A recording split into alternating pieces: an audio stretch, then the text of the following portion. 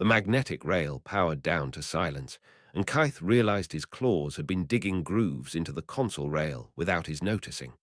6 raider signatures, 2 corvettes, a woman standing at the airlock in a suit built for freight, not people.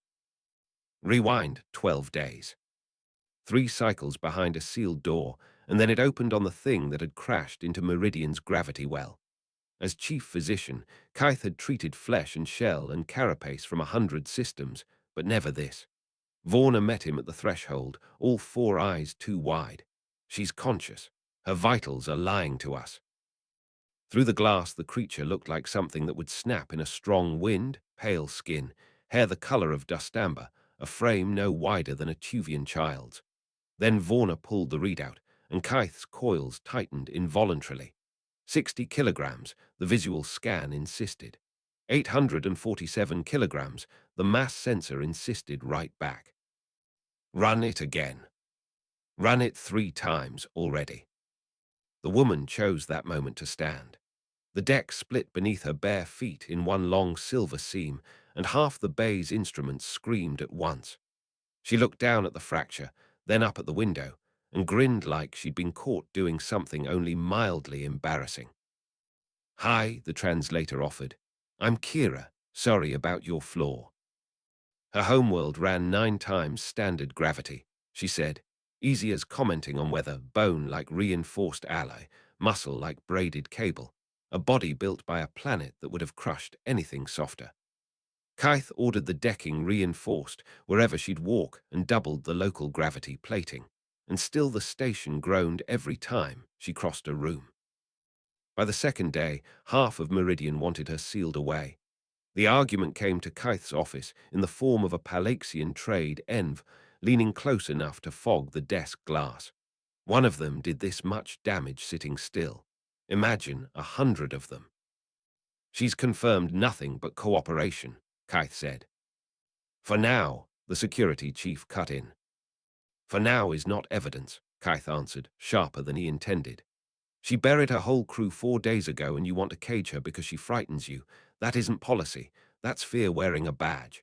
The room went still enough to hear the recyclers cycling.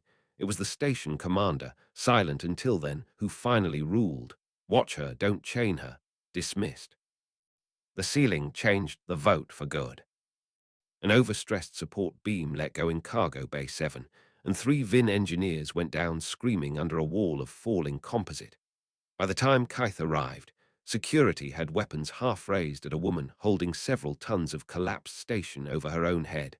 Arms locked, no tremor anywhere in her. 3 trapped workers sheltered beneath her like she was load-bearing. "Sneezed," she explained, conversational, as if this were an ordinary Tuesday. "Turns out that's dangerous down here. Hit a support column. This is what happened next." 4 minutes crawled by before engineering wedged emergency beams into place and told her to let go. When her arms finally dropped, the whole bay exhaled with her. The security chief who'd wanted her locked up stood there with his weapon aimed at the floor instead. "I called you a hazard yesterday," he said. "Today you didn't blink before covering my people." "Wasn't really a decision," Kira said. "You don't stand there and watch people get crushed if you can be in the way instead." That night, on the observation deck, with a dying star bleeding gold across the transparent wall, Kaith finally asked what he'd been circling for days. "Do you miss your home?" Her humor dropped away entirely. "Every hour. My crew's still out there, not alive out there, just gone, and I'm the only piece the wreck decided to keep." Her whole body drew inward for a moment, the deck creaking once under real muscular tension for the first time since her arrival, before she made herself release the breath. They were good people, waiting for that to stop being present tense. "I'm sorry," Kaith said, and meant it more than he let most sentences mean. "Everyone here handles me like I'll shatter the room if I feel too much," she said. "You're the only one who lets me be sad without deciding it's a threat assessment." "You're permitted to be several things at once," Kaith told her. "The interesting ones usually are." She was still half smiling when the alarms cut through the deck. Raider signatures, 6 of them, dropping out of transit against a defense grid that had never once been enough before either. The command center filled fast. Kira arrived already certain. Suit me up and fire me at the lead ship. My density can put a hole clean through their hull, maybe two of them before they scatter. That's not a weapon, the commander said. That's a body with good intentions. It's the only extra firepower this station has left, Kira said. I've taken worse odds in atmosphere. Let me use what I've got. Kaith opened his mouth to refuse for her and found only her eyes waiting, already decided. I owe this place, she said, low, meant just for him. I owe you specifically. Let this be how I pay it. The commander cursed in 6 clicking syllables and gave the order. Engineering sealed her into cargo armor, never designed for a passenger, walked her to the freight rail, and Kaith watched the same countdown he'd heard once already finish for real this time. The rail fired, and Kira crossed the dark in one unbroken line, striking the lead raider's hull like something dropped from orbit. Plating folded inward. Atmosphere and crew alike bled into vacuum together. She used the dying wreck as a springboard, driving toward a second hull before the first had finished dying, and hit it just as hard.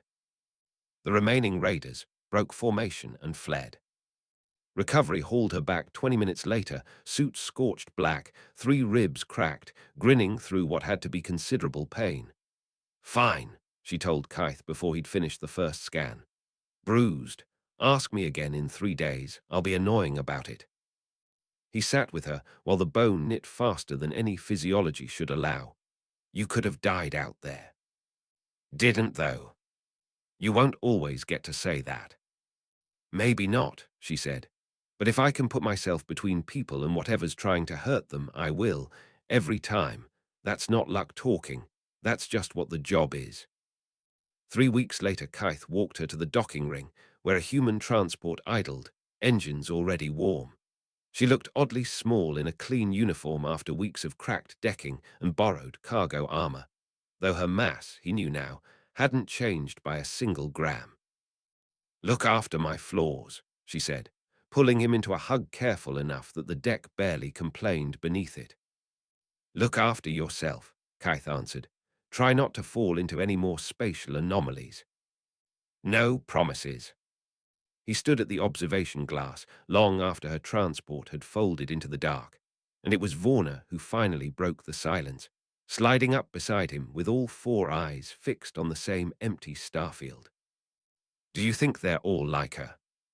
Kaith looked down at the long silver seam still running the length of the deck plating, the very first crack she'd ever left on the station, never fully repaired, kept there now like a marker no one had the heart to sand away.